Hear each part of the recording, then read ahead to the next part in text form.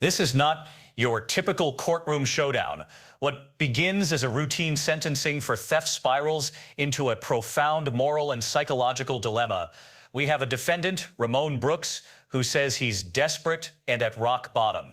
We have a plea deal on the table that offers him a second chance probation instead of a jail cell. But the real story begins after he gets that chance. He's brought back before the same judge accused of violating his probation, but his reason is stunning. He wants to go to jail.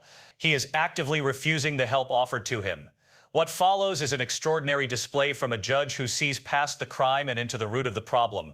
A man battling homelessness and severe mental health issues. She tries to throw him a lifeline, rejecting a plea deal for jail time and instead ordering him into treatment. But will he take it? The defendant is about to make a choice that will seal his fate, forcing the judge's hand and leading to a consequence no one saw coming. All right, the court is calling 2021 CR 7353, State of Texas versus Ramon Brooks. Could I have parties announced for the record for the state? Morris. For the defense? James DeWiggins. And are you Mr. Brooks? Yes, I am.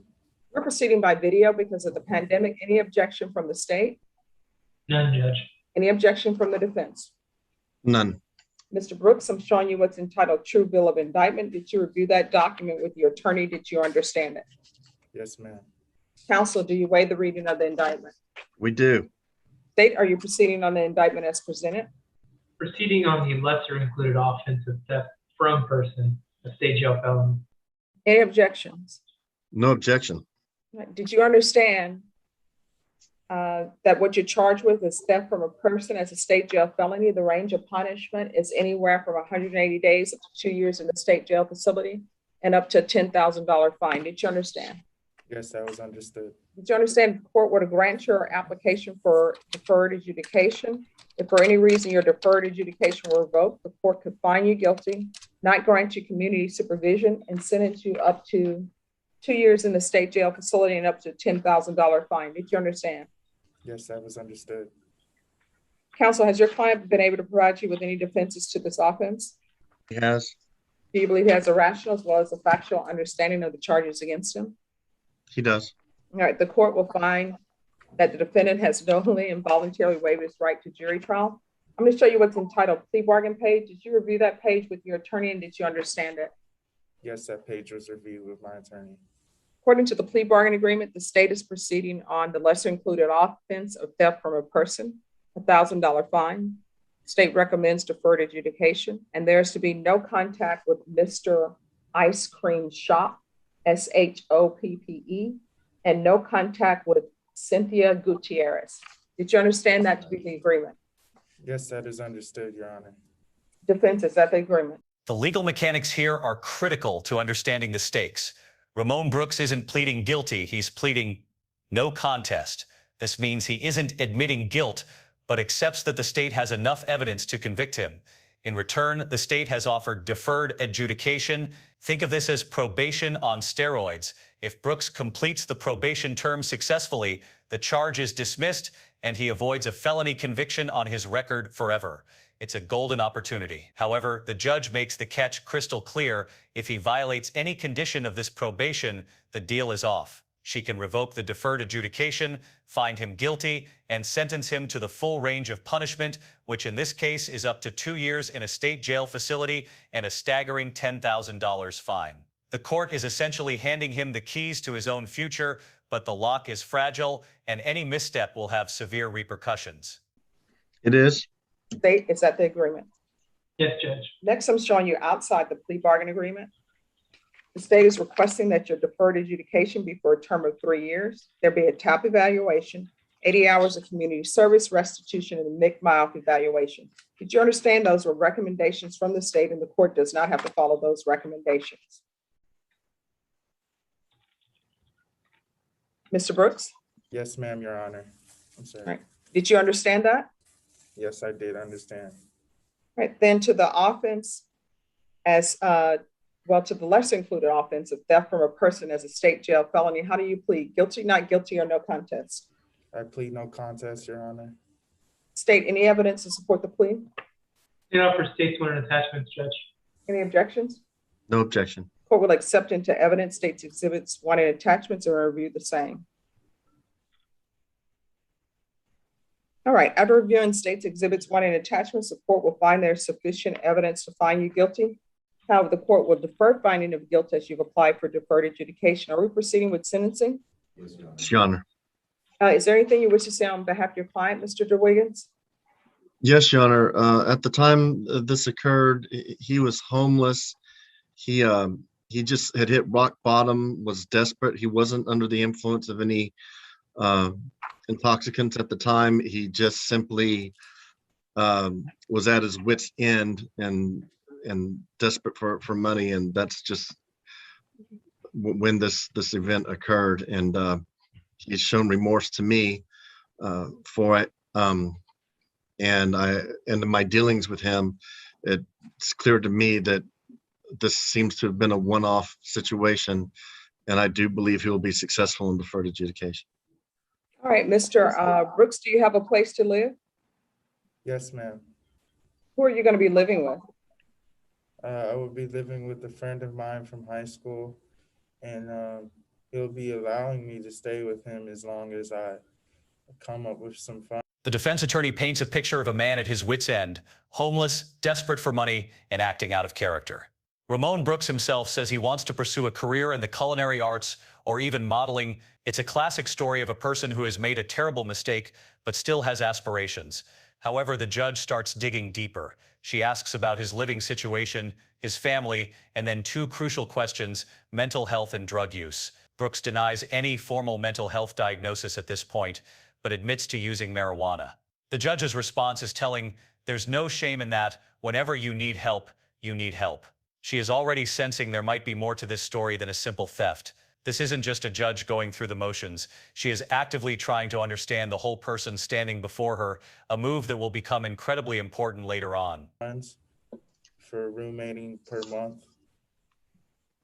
Okay, where are your relatives? My relatives may have moved to Atlanta, Georgia this summer, but on behalf of my own, I need to contact them to get to be in touch, but they were planning to move this summer.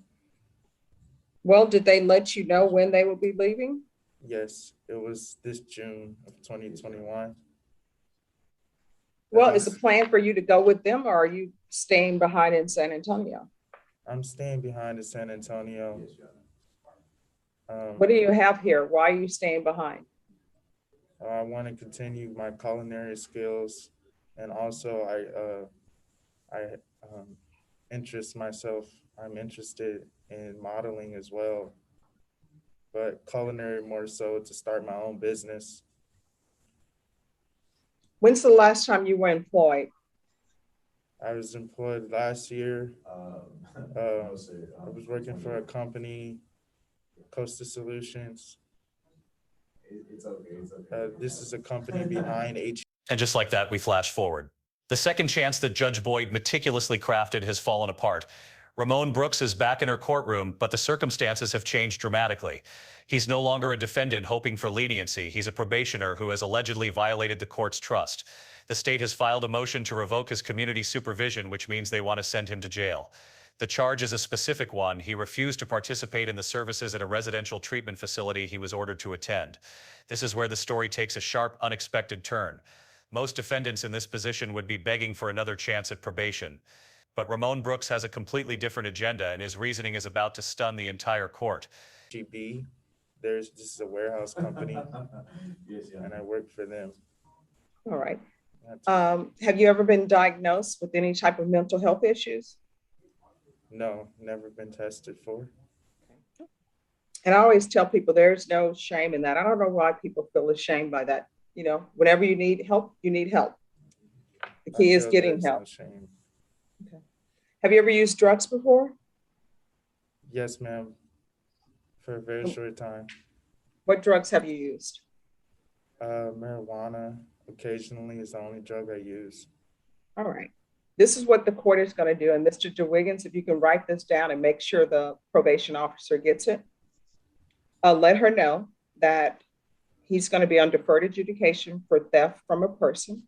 as a state jail felony, 3 years deferred adjudication, $1,000 fine, probated, no contact with Mr. Ice Cream Shop, that's SHOPPE, no contact with. This is a truly bizarre moment. The state and the defense have reached an agreement. Revoke the probation and sentence Brooks to 18 months in state jail. Let that sink in. The defendant has agreed to go to jail. His lawyer isn't fighting it. He's asking for credit for time served. From the court's perspective, this is an easy resolution. Everyone agrees, and the case can be closed. But Judge Boyd isn't just a rubber stamp. She sees a red flag. Why would someone choose a year and a half behind bars over a treatment program designed to help them? She puts Ramon Brooks under oath to find out, and his answer will unravel the entire case, revealing the deep-seated issues that led him right back to her courtroom. He believes probation isn't for him because of his homelessness and lack of credentials, a logic that the judge will soon dismantle. Cynthia Gutierrez, proof of employment within 20 days, no employment as a home healthcare provider or with minors, MIC evaluation, out of custody, random field visits, Best of my logic, so to say, I need to be more. one time per month, Need to be more thoughtful as far as my actions goes. That's all. regular UAs. Maybe Mr. Brooks, I'll allow you to report by Zoom, but if you can't report by Zoom, it needs to be in person. Yes, ma'am. 80 hours of community service restitution. me If not- you obtain the COVID vaccine or have the vaccine and provide proof, the court will deduct 40 of those hours. Not do it at all. I'm not forcing anyone to do the vaccine. It's completely voluntary. But if you do it, 40 hours will be deducted from your community service restitution. Yes, ma'am. Is there anything else that you need from the court to be successful, Mr. Brooks? No, ma'am, Your Honor. All right, we can go off the record, Mr. Brooks. Throughout your life, you need to realize that many things can happen if you try to steal from someone. You understand? Yes, ma'am. All right, if there's a problem, you can go to Salvation Army, you can go to Sam's, you can go to churches. This is the bombshell that changes everything. When the judge asks about his mental health, the story Brooks told during his initial sentencing completely crumbles. He now reveals he has a history of psychiatric care and has been diagnosed with anxiety, schizophrenia, and bipolar disorder. Suddenly, his refusal to participate in the program and his desire to go to jail make a different kind of sense. He isn't just being defiant, he's likely overwhelmed and unable to cope with the demands of probation while unmedicated and unstable. Judge Boyd immediately grasps the gravity of this new information. The case is no longer about a simple theft or a probation violation. It's about a man falling through the cracks of the justice and healthcare systems, and she realizes the proposed 18-month jail sentence isn't a solution. It's a fast track to an even bigger disaster. People will help you. You understand? Yes, ma'am, Ms. Boyd. Court is calling 2021 CR 7353, State of Texas versus Ramon Brooks. Can I have the parties announced for the record for the state? Jason Garahan, Your Honor. Defense? Thomas Beck for defendant. Are you Mr. Brooks? Yes, ma'am. Mr. Brooks, I'm showing you was entitled Motion to Enter Adjudication of Guilt and Revoke Community Supervision. Did you review that with your attorney? Did you understand it? Yes, just a moment. I'm sorry, what? Yes, All right. Are you the same Ramon Brooks who was placed on deferred adjudication in 2021 CR 7353? Here we see a judge operating on a completely different level. Instead of taking the easy way out and signing off on the jail sentence, Judge Boyd delivers a masterclass in judicial foresight and empathy. She maps out the inevitable future for Brooks. If she sends him to state jail, he'll likely stop taking his medication, his mental health will deteriorate, he'll be released back into society, unstable and without any support, and he'll end up right back in the system with a more serious charge. She compares mental illness to cancer or diabetes, an illness, not a choice. She recognizes that Brooks is trying to take the path of least resistance because he's focused on short-term problems like not having an ID, while she is focused on the long-term problem of saving his life. She is refusing to be an accessory to a cycle of failure. For the offense of theft from person on September 10th, 2021 for a period of 3 years. Is that you? yes, I am. State? Yes, Your Honor. Violated condition number 43 On or about the 14th day of April 2023 in Bexar County, Texas, the defendant Ramon Brooks did in there fail to comply with the rules, regulations, or instructions of the Bexar County Community Supervision and Correction Department's duly diagnosed residential facility, that the defendant has refused to participate in the DDRF program services in violation of condition number 43. How do you plead to that? True or not true? Right. Did you understand by pleading true to violation of condition number 43, the court could find it true, grant the motion, find you guilty, and sentence you up to 2 years in the state jail facility and up to a $10,000 fine? Yes, Knowing that, do you still wish to plead true to violation of condition number 43? I still plead true. All right. Is there an agreement? Yes, there is, Your Honor. And what is the agreement? It is to adjudicate guilt and revoke his community supervision, sentence him to 18 months in the state jail facility. Is that the agreement? That is the agreement, Your Honor. We would ask for credit for time served. All right, Mr. Brooks, you want to raise your right hand for me, please? Do you solemnly swear or affirm the testimony you give will be the truth and nothing but the truth, so help you God? Yes, ma'am. All right, you can lower your hand, state your name for the record, please. Ramon Brooks. All right, Mr. Brooks, why are you not participating in DDRF? So my reason was to come back and explain to you that probation was not going to be the best for me because of my conditions outside of jail. They aren't the best of conditions as far as me being homeless and without any credentials. And right now I'm working with state officials to try and get my stuff back. Fortunately, I didn't have enough time before I was revoked on probation. So I was sent back, and that's why I came back from the program to explain to you that probation there might be something else besides probation that you receive. All right, so what is your mental? The defendant's logic is tragically flawed, and he's digging his heels in. Ramon Brooks directly tells the judge, "The whole reason I came back was to refuse." He's convinced that being on probation with all the problems I had on the outside is impossible, so jail seems like the only answer. But the judge counters with irrefutable logic. Going to jail doesn't solve any of those outside problems.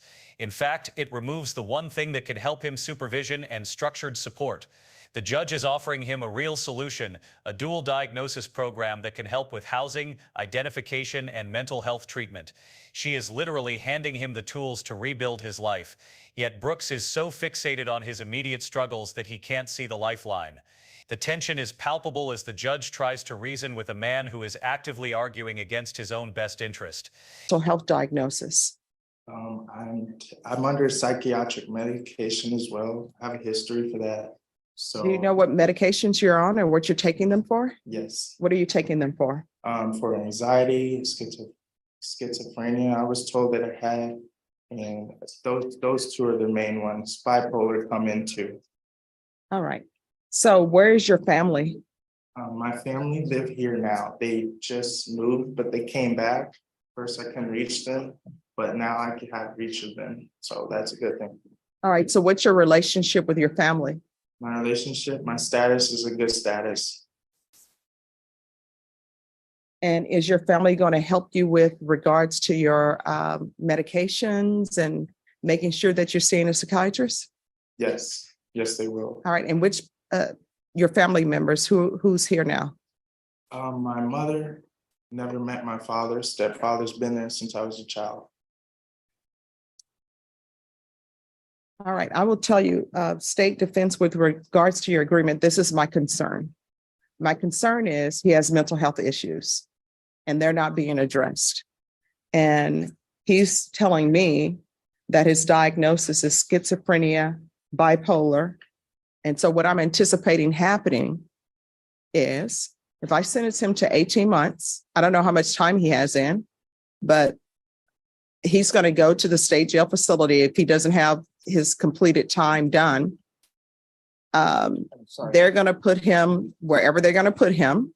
And if he doesn't take his meds at the facility, there's going to be a case that's going to be issued where they're going to have to file motions to have a judge order that he take his medication. And then he's going to be released from the state jail facility because nobody's going to hold him at the state jail facility because he's unstable.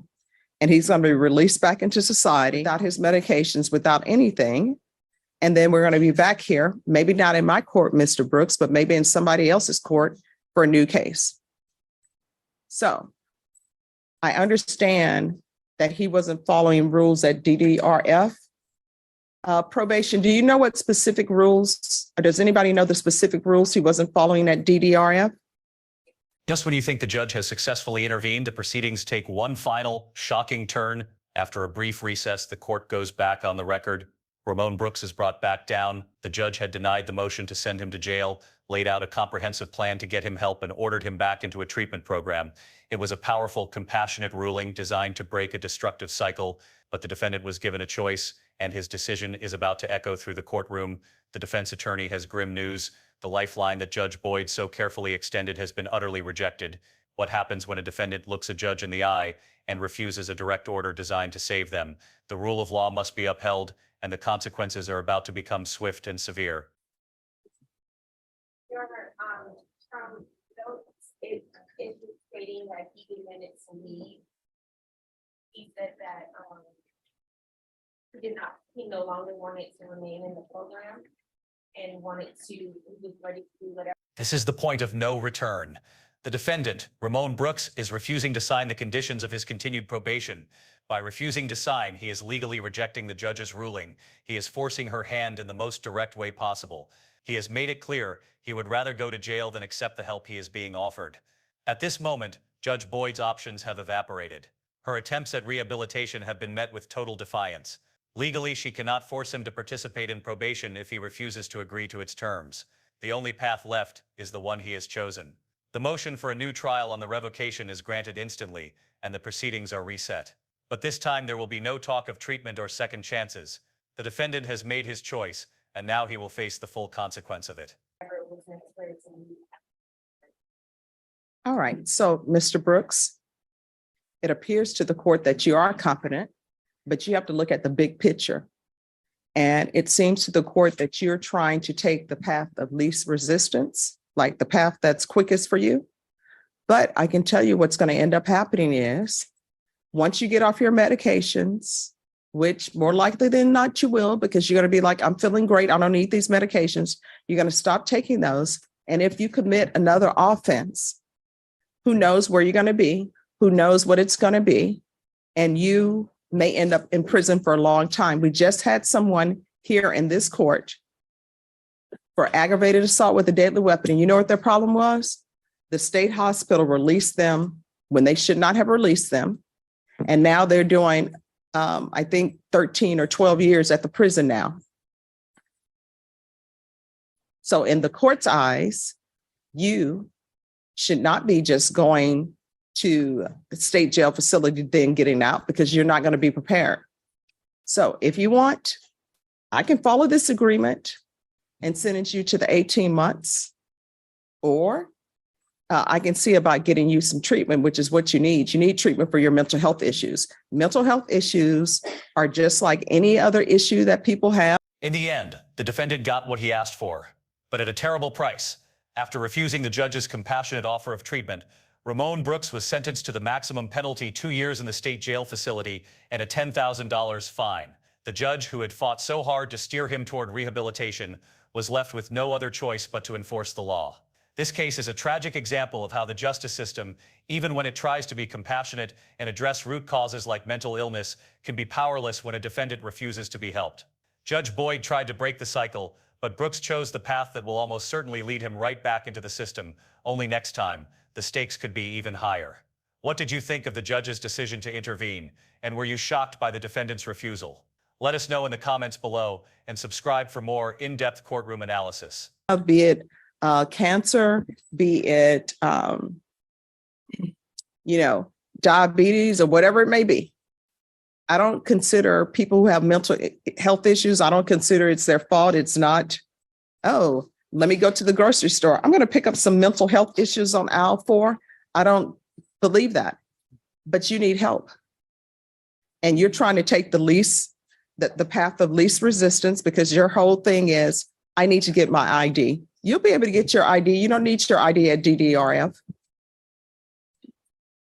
And that's where I'm sending you. You're going back there and you're going to follow through on everything. You understand? Yes, ma'am. And I'm going to keep my eye on you because I'm going to make sure that I get updates. Does he qualify for the same program again? Yes, I'm going to ask that he be re-referred. And we would certainly hope that you would not find him guilty and leave him on deferred. He's not a convicted felon. No, I'm not going to find him guilty. You're going to go back to DDRF, okay? And here's the thing. I'm sending you back there and I'm going to expect you to actively participate. Do you understand? If there's an issue with you and you say you're working on your ID or something of that nature, guess what? Probation has programs that can help you get your identification. But you don't need your identification at DDRF because they know it's you because I'm telling them it's you and you have your SIT number. The whole reason I came back was to refuse, is because I refused the program, but it was because I didn't want to get into probation with all the problems I had on outside of jail. I tried probation for the first time and I thought that it would work out, but it didn't exactly work out my way. So I wanted to do it. No, explain. Here's the thing. You say that when you get out, you don't want to be on probation and have the issues you have on the outside, right? Yes. If I send you to prison and you get out, you're still going to have those same issues on the outside. The only issues that's not going to be there is the supervision, which I'm not inclined to release you on probation because you haven't done anything. You haven't been successful on this probation at all. And I'm sympathetic and empathetic to the fact that there are some mental health issues here, but it's not going to be me sympathetic and empathetic towards you and giving you something less than. You understand? So what's going to happen is I'm denying this motion. You're going back to DDRF. If there's a problem with your identification or there's a problem with some of your living arrangements, you let us know. And probation, see if you can refer him to felony drug court as well, because I know they have dual diagnosis. And felony drug court, if they accept you, they'll be able to help you with your identification. They'll be able to help you with housing. They'll be able to help you with all of that.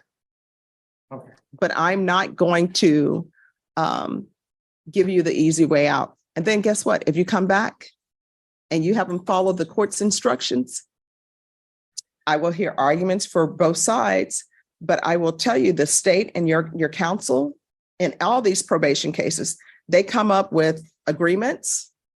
And sometimes I follow those agreements, sometimes I don't. But I want you to realize the agreements that they come up with, I don't have to follow. The contract you have for probation is with the court. It is not with your attorney and it's not with the state. You understand? So I'm denying the motion. You're going back to DDRF or either you're going to felony drug court. The end. Okay. All right. I'm doing this to help you so that nobody will see you back in a criminal court again. All right. Yes, ma'am. All right. Thank you very much, Mr. Brooks.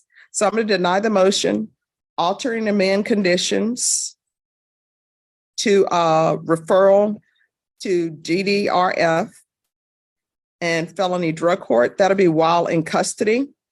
And I'm going to make a notation on the docket sheet that you need help with your identification. Is that it? Probation, can you let probation know that he needs help obtaining his identification? And if felony drug court accepts you, let them know that you need help obtaining your identification and they'll make sure you get it. Okay. And so with this, that means I'll be continuing probation, right? Yes. Okay. Thank you, Judge. All right. Thank you. All right. We're going to go back on the record on Mr. Brooks. Mr. Brooks, come on down. So do y'all want them brought in at the same time? I'm fine with that. Yes. Okay. Hello, Judge. All right, we're calling back 2021 CR 7353, State of Texas versus Ramon Brooks. Could I have parties announced for the record for the state? Jason Garahan, Your Honor. Defense? Thomas Beck. All right, Mr. Beck, your client is refusing to sign the conditions. He would prefer to go into custody and just do his time. Do you understand? Yes, Judge. All right. And so defense, are you asking for a new trial with regards to the defendant's sentence? Yes, Judge. Any objection, state? No, Your Honor. All right. Then the new trial will be granted with regards to the motion to revoke only. Are you the same Ramon Brooks, who was placed on deferred adjudication in 2021 CR 7353 for the offense of theft from a person on September 10th, 2021 for a period of 3 years? Is that you? Yes. State? Ramon Brooks. Sorry, Judge. Oh, here you are, state. I didn't know we had to redo it. Yes, Thank you, Judge. you're welcome. Violated condition number 43 on or about the 14th day of April 2023 in Bear County, Texas. The defendant Ramon Brooks did then and there fail to comply with the rules and regulations or instructions of the Bear County Community Supervision and Corrections Department's duly diagnosed residential facility. And that the defendant has refused to participate in the DDRF program services in violation condition number 43. How do you plead to that? True or not true? True. Did you understand by pleading true to violation of condition number 43, the court could find it true, grant the motion, find you guilty, sentence you up to $10,000 fine and 2 years in the state jail facility? Yes. Knowing that, do you still wish to plead true to violation 43? Yes. Court will find violation of condition number 43 true. Court will find you guilty. The court will sentence you to 2 years in the state jail facility. The court will sentence you to a $10,000 fine. Time and money will run concurrent. Give you credit for any time served. There's to be no contact with Mr. Ice Cream Shop Yes, ma'am. And Cynthia. and no Gutierrez. contact with Cynthia Gutierrez. All right, good luck to you. When you're released, you need to seek treatment. Yes, ma'am.